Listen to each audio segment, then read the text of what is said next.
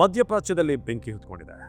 ಯಾವಾಗ ಇರಾನ್ನ supreme leader ಅಯತುಲ್ಲಾ Ali ಖಮೇನಿಯನ್ನು ಹತ್ಯೆ ಮಾಡಲಾಯಿತು, ಅಲ್ಲಿಂದ ವಿಶ್ವ ಭೂಪಟದಲ್ಲಿ ಏನೆಲ್ಲ ನಡೆಯುತ್ತೆ ಅನ್ನೋ ಒಂದು ಕುತೂಹಲ ನಿಮ್ಮ ಹಾಗೆ ನನಗೂ ಕೂಡ ಇತ್ತು. ಜೊತೆಗೆ ನಿಮಗೆ ಇರಾನ್ ಮತ್ತು ಇಸ್ರೇಲ್ ನಡುವೆ ಯಾಕೆ ಈ ಘರ್ಷಣೆ ಆಗ್ತದೆ, ಒಂದಷ್ಟು ಕ್ವಿಕ್ಕಾಗಿ ಹಿಸ್ಟ್ರಿಯನ್ನು ಬ್ರೀಫ್ ಮಾಡ್ತೇನೆ. ಇರಾನ್, ಇಸ್ರೇಲ್ ಮಿಡ್ಲ್ ಈಸ್ಟ್ನಲ್ಲಿ ಬರುವಂಥ ಎರಡು ಪ್ರಬಲವಾದಂಥ ರಾಷ್ಟ್ರಗಳು. 1979ಕ್ಕಿಂತ ಮುಂಚೆ ಇರಾನ್ ಮತ್ತು ಇಸ್ರೇಲ್ ಇಬ್ಬರೂ ಕೂಡ ಒಳ್ಳೆ ಫ್ರೆಂಡ್ಸ್. ಆದರೆ 1979ರಲ್ಲಿ ಇರಾನ್ನಲ್ಲಿ ಒಂದು ಇಸ್ಲಾಮಿಕ್ ಕ್ರಾಂತಿ ನಡೆಯುತ್ತೆ. ಸೊ ಅಲ್ಲಿ ಆಡಳಿತ ಚೇಂಜ್ ಆಗುತ್ತೆ. ಅಲ್ಲಿಂದ ಇರಾನ್ ಮತ್ತು ಇಸ್ರೇಲ್ ಏನು ಮಿತ್ರರಾಗಿದ್ದರು ಅವರು ಶತ್ರುಗಳಾಗ್ತಾರೆ. ನಿಧಾನಕ್ಕೆ ಇದು ಎಷ್ಟು ಮಟ್ಟಿಗೆ ಬೆಳೀತಾ ಹೋಗುತ್ತೆ ಅಂತಂದರೆ, ಯಾವಾಗ ಇರಾನ್ ಈ ಪರಮಾಣು ಕಾರ್ಯಕ್ರಮಗಳನ್ನು, ನ್ಯೂಕ್ಲಿಯರ್ ಪ್ರೋಗ್ರಾಮ್ಗಳನ್ನು ಸ್ಟಾರ್ಟ್ ಮಾಡುತ್ತೆ, ಯುರೇನಿಯಂ ಸಂಬಂಧಪಟ್ಟಾಗಿ ಶೇಖರಣೆ ಶುರು ಮಾಡುತ್ತೆ, ಅಲ್ಲಿಂದ ಈ ಎರಡು ರಾಷ್ಟ್ರಗಳ ನಡುವೆ ಥ್ರೆಟ್ ಅನ್ನೋದು ಇಸ್ರೇಲ್ಗೆ ಶುರುವಾಗುತ್ತೆ. ಇರಾನ್ ಕಡೆಯಿಂದ ನಮಗೆ ಥ್ರೆಟ್ ಇದೆ. ಇರಾನ್ ಏನಾದರೂ ನ್ಯೂಕ್ಲಿಯರ್ ಪವರನ್ನು ಹೊಂದಿದ್ರೆ ಅವರು ಫಸ್ಟ್ ಅಟ್ಯಾಕ್ ಮಾಡೋದು ನಮ್ಮ ಮೇಲೆಲೆ, ನಾವು ಅದಕ್ಕೆ ಬಿಡೋದಿಲ್ಲ. ಇದನ್ನು USA ಮುಂದೆ ತಂದಾಗ USA ಕೂಡ ಎಂಟರ್ ಆಗುತ್ತೆ. USAಗೆ ನಿಮಗೆ ನೆನಪಿರಲಿ, ಯಾವುದೇ ಒಂದು ರಾಷ್ಟ್ರ ನ್ಯೂಕ್ಲಿಯರ್ ಪವರನ್ನು ಹೊಂದೋದು ಅವರಿಗೆ ಇಷ್ಟ ಇಲ್ಲ.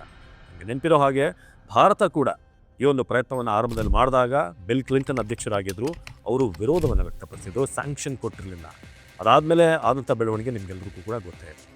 ಇದು ಇಬ್ಬರ ನಡುವಿನ ಕಾನ್ಫ್ಲಿಕ್ಟ್. ನ್ಯೂಕ್ಲಿಯರ್ ಪವರ್ ಹೊಂದುತ್ತೆ ಅನ್ನೋದು ಇಸ್ರೇಲ್ಗೆ ಥ್ರೆಟ್. ಅದಕ್ಕೋಸ್ಕರ ಈ ಫೈಟ್ ಆಗ್ತಿದೆ ಅಂತ. ತಮ್ಮ ಅಳಿವು ಉಳಿವಿನ ಪ್ರಶ್ನೆ ಇಸ್ರೇಲ್ಗೆ.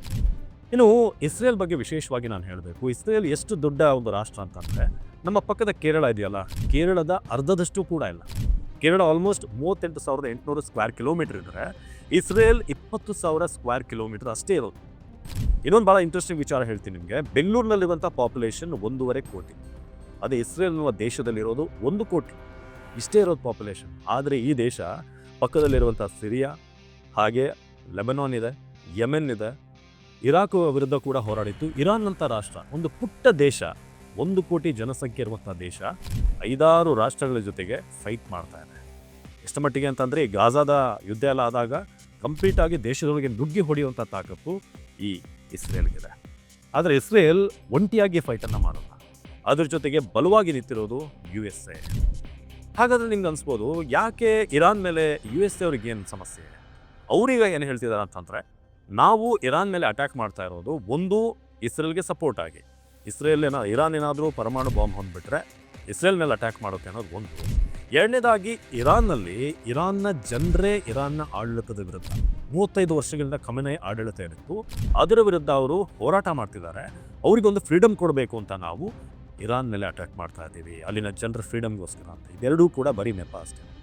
ಆದರೆ ಅಸಲಿ ಕಾರಣ ಯಾಕೆ ಅಮೇರಿಕ ಮಾಡ್ತಿದೆ ಅಂತಂದರೆ, ಅಮೇರಿಕಕ್ಕೊಂದು ಅಭ್ಯಾಸ ಇದೆ. ನಾನು ರಷ್ಯಾ ಮತ್ತು ಚೈನಾಗಿಂತ ಪವರ್ಫುಲ್, ಎಲ್ಲ ಕಡೆ ನನ್ನ ಹೋಲ್ಡ್ ಇರಬೇಕು, ಕಮರ್ಷಿಯಲಿ ನನ್ನ ಹೋಲ್ಡ್ ಇರಬೇಕು, ಎಲ್ಲ ವಿಶ್ವದ ದೇಶಗಳು ಅಮೇರಿಕನ ಡಿಪೆಂಡ್ ಆಗಿರಬೇಕು ಅಂತ ಅವ್ರದ್ದೊಂದು ಮುಂಚೆಯಿಂದ ಒಂದು ಅಜೆಂಡಾ ಇದ್ದೇ ಇದೆ. ಸೊ ಮಿಡ್ಲ್ ಈಸ್ಟ್ನಲ್ಲಿ ನಿಮಗೆಲ್ಲ ಗೊತ್ತಿರೋ ಹಾಗೆ ಸೌದಿ ಅರೇಬಿಯಾ, ಖತಾರ್ ಎಲ್ಲ ಕಡೆಯಿಂದ ಕೂಡ ಫ್ಯೂಯಲ್ ಮತ್ತು ಈ LPG ಗ್ಯಾಸ್ ಏನಿದೆ ಇದೆಲ್ಲವೂ ಕೂಡ ಹೆಚ್ಚಿನ ಒಂದು ಉತ್ಪಾದನೆ ಆಗುತ್ತೆ.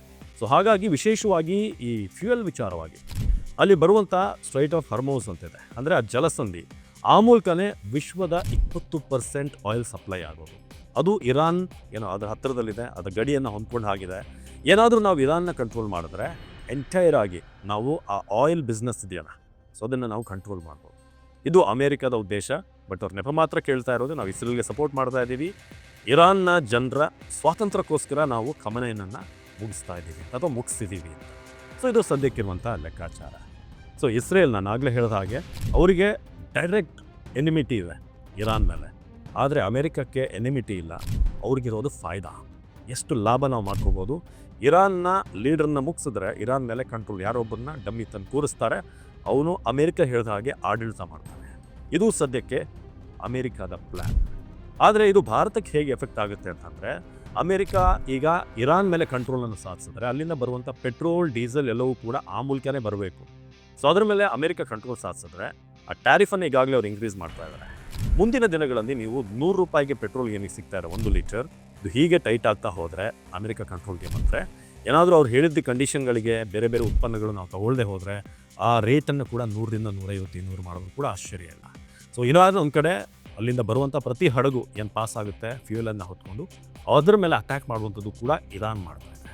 ಸೊ ಹೀಗೆ ಒಂದು ವಿಷಯ, ಎರಡು ಇರಾನ್ ಮತ್ತು ಇಸ್ರೇಲ್ ನಡುವಿನ ಕಾನ್ಫ್ಲಿಕ್ಟನ್ನು ಅಮೇರಿಕ ಯಾವ ರೀತಿ ಉಪಯೋಗಿಸ್ಕೋತಾ ಇದೆ ಅನ್ನೋದು ಇಲ್ಲಿ ಬಹಳ ಕಾಣುವಾದಂಥ ವಿಚಾರ. ಸೊ ಇದಾಗಿತ್ತು ಇರಾನ್ ಮತ್ತು ಇಸ್ರೇಲ್ ನಡುವಿನ ಕಾನ್ಫ್ಲಿಕ್ಟ್. ಅಮೇರಿಕದ ಪ್ಲ್ಯಾನ್ ಈ ಯುದ್ಧ ಮಾಡಿ ಏನು ಸಾಧಿಸಬೇಕಾಗಿದೆ ಅನ್ನೋದು ಒಂದು ಬ್ರೀಫಾಗಿ ಹೇಳುವಂಥ ಪ್ರಯತ್ನ. ಇದೇ ರೀತಿಯಾದಂಥ ಸ್ಪೆಷಲ್ ಕಾಂಟೆಂಟ್ಗಾಗಿ ಫಾಲೋ ಮಾಡ್ತಾ ಇರಿ ಸುಮನ್ ಟಿವಿ ಕನ್ನಡ.